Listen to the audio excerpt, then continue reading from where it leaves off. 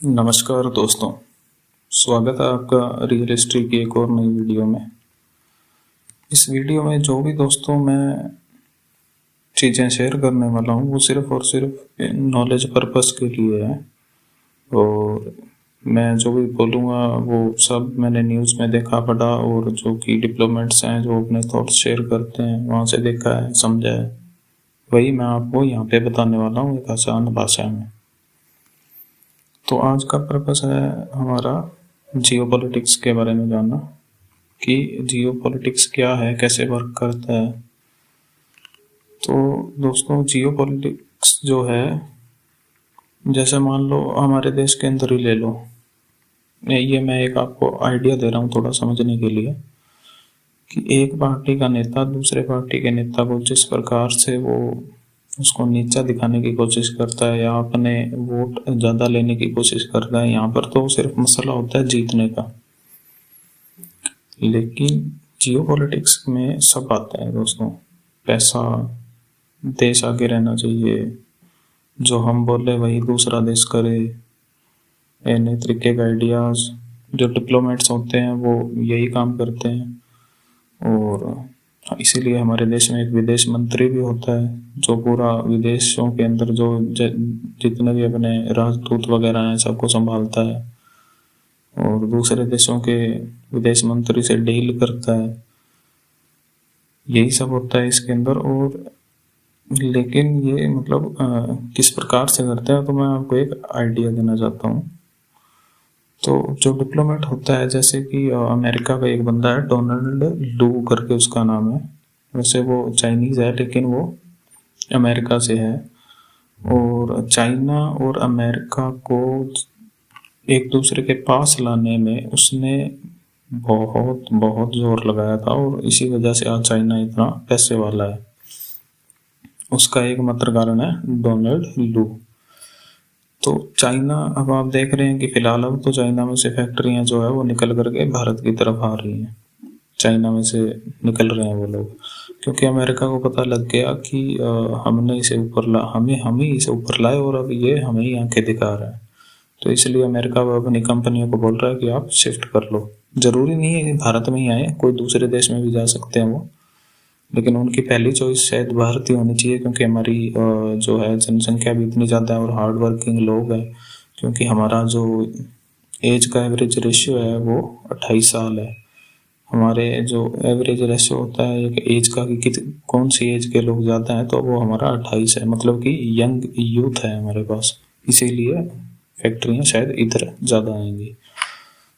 तो ये लोग हर प्रकार से काम करते हैं। और इनका, अब जैसे मान लीजिए कि हमारे प्रधानमंत्री हैं, अगर वो अमेरिका जो उन्हें कहता है और वो नहीं करते हैं, वो स्वदेशी चीज़ें बनाने की ज़्यादा कोशिश करते हैं और ऐसी डील नहीं करते जिसमें भारत का फ़ायदा कम हो और अमेरिका का फ़ायदा ज़्यादा हो। तो नॉर्मल सी बात है, अमेरिका नहीं चाहेगा कि ये आगे भी प्रधानमंत्री रहे। तो मैं थोड़ा पीछे लेकर जाना चाहूँगा आपको। जब मोदी जी पीछे अमेरिका के दौरे पे गए थे, और वहाँ पर जो है उससे पहले, उससे कुछ ही टाइम पहले राहुल गांधी भी गए। तो ऐसा कहा जा रहा है कि उनकी एक सीक्रेट मीटिंग हुई व्हाइट हाउस में। तो उस मीटिंग का पर्पस क्या हो सकता है दोस्तों, क्योंकि राहुल गांधी तो अभी फिलहाल तो ना तो कहीं से प्रधानमंत्री हैं, कुछ नहीं है, तो उनकी सीक्रेट मीटिंग किस बारे में हुई होगी।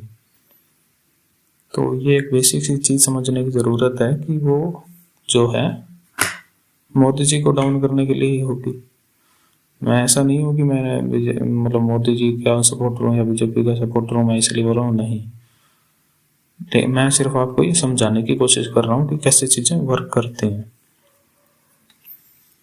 उसके बाद मोदी जी भी गए।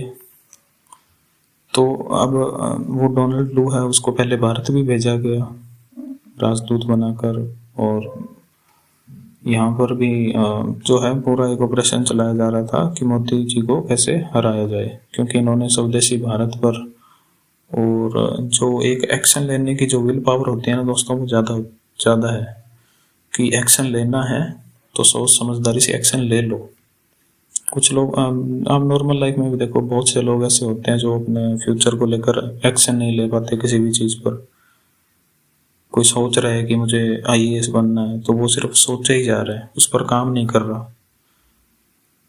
तो मोदी जी वो चीज़ नहीं है। कुछ करना है, कुछ बनना है तो करो, दिमाग चलाओ और करो। तो अमेरिका भी नॉर्मल सी बात है, ऐसा प्रधानमंत्री नहीं चाहेगा, क्योंकि वो उसके लिए अच्छा नहीं है। और पाकिस्तान भी यही करता है। पाकिस्तान तो आतंकी हमले करवाना, ये सब चलता रहता है। तो अब देखो, एक और एग्जांपल देता हूँ मैं आपको रशिया का। रशिया और यूक्रेन के बीच में युद्ध क्यों हो रहा है?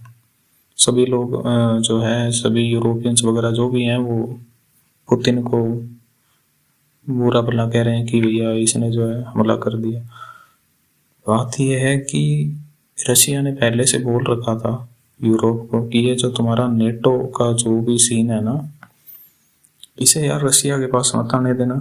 मेरे पड़ोसी देश के ऊपर तुम आओगे तो मैं रिटेलिएट करूंगा, मैं चुप नहीं बैठूंगा। क्योंकि वो उसकी संप्रभुता के लिए अच्छा नहीं है कि नेटो वो उसके बिल्कुल दरवाजे के बाहर आकर ही खड़े हो गए। अब सोचो आपके दरवाजे पे कोई बंदा तोप लिए खड़ा है, तो डर तो लगेगा ना, उसे खुद को तो प्रोटेक्ट करना है। इसीलिए इन्होंने क्या है कि नेटो ऑफर करे किया यूक्रेन को, तो रशियंस चढ़ गए भाई हथियार लेकर। तो ये ऐसा गेम क्यों खेला जाता है कि अब यूक्रेन को नेटो में लेने का, हालांकि उनको क्या फायदा होगा यूक्रेन से? यूक्रेन से उन्हें कुछ नहीं चाहिए, उन्हें चाहिए था रशिया से, कि रशिया कैसे कमजोर किया जाए, हम रशिया को दबा करके कैसे रखें। तो उन्होंने साफ सिंपल क्या किया, यूक्रेन को नेटो में शामिल कर लिया। अब जैसे चाइना भारत के ऊपर करता है, श्रीलंका पे पैसा फेंक रहा है, पाकिस्तान के अंदर रोडें बनवाने की बहुत पैसा दिया है उसने सी पैक के लिए, और जो रोड बना रहे थे, और उधर बांग्लादेश को देने की कोशिश कर रहा है, और नेपाल हो गया, भूटान हो गया, इन देशों को अपने साथ मिलाने की कोशिश कर रहा है ताकि इंडिया को घेरा जा सके। तो इंडिया भी इसके अंदर अपना काम कर रहा है। अब जैसे पाकिस्तान है, तो पाकिस्तान के पीछे हमारे अफगानिस्तान के साथ अच्छे रिश्ते हैं। अफगानिस्तान हमारे खिलाफ कोई काम नहीं करता, और उधर ईरान के साथ भी हमारे अच्छे हैं रिश्ते हैं। और इधर बांग्लादेश के उधर आप देखोगे तो म्यांमार से हमारी अच्छी बनती है। चाइना है, चाइना के उधर मंगोलिया है, तो मंगोलिया से हमारी अच्छी बनती है। तो हम क्या करते हैं कि एक के पीछे एक को लगा के रखते हैं। सोचो, जिस देश की आबादी 150 करोड़ होगी तो वो कोई गूंगा तो है नहीं, अपना गेम तो वो भी खेलेगा, तुम चाहे कितना कुछ कर लो। तो ये मैंने एक आपको आइडिया दिया कि जियोपॉलिटिक्स है क्या। धन्यवाद। ये ऑडियो आपको अच्छी लगी हो तो प्लीज़ इसे शेयर कीजिएगा, लाइक कीजिए, सब्सक्राइब कीजिए, मुझे सपोर्ट कीजिए। धन्यवाद।